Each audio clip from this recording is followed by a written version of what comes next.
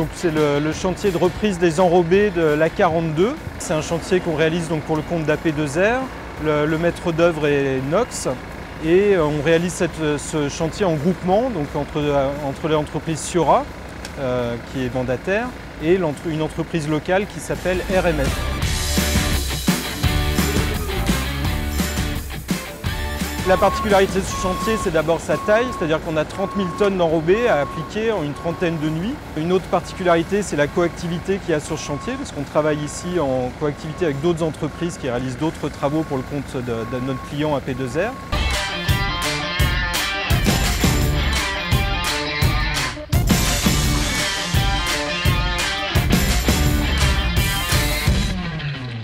On a plusieurs tâches de travail. On a donc une première partie en rabotage avec les fraisas qui repartent en centrale pour être recyclés dans les formules d'enrobés. Et à partir de là, après chaque nuit sur le chantier, on applique donc jusqu'à 1200 tonnes d'enrobés par nuit. Ça se décompose de la façon suivante. On a une partie de balayage, on réalise l'ancrage au niveau des enrobés, on pose des géogrilles sur toutes les fissures au niveau des dalles béton, car la structure de chaussée est en dalle californienne. Ensuite, on vient répandre l'émulsion qu'on gravillonne. Et ensuite, en dernier, on vient enfin appliquer les enrobés. Donc finalement, la mise en œuvre d'enrobés représente à peu près un temps de 3 heures d'application par nuit.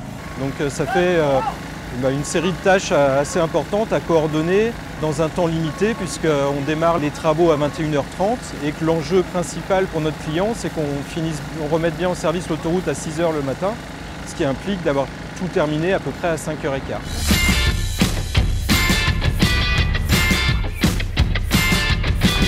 Chaque nuit, nous mobilisons environ une centaine de personnes, dont 45 camions environ, 40 de type semi-remorque. Ensuite, nous avons 4 équipages complets d'application d'enrobés, 4 raboteuses de 2 mètres de large et également une équipe d'une douzaine de personnes qui collent des bandes. Ce qu'on peut rajouter, c'est que sans le travail de préparation qui a été effectué en amont, je pense que le chantier ne se déroulerait pas de la même manière et que les équipes n'avanceraient pas de la même façon. Aujourd'hui, on arrive à tenir le planning et c'est une bonne chose pour le groupe.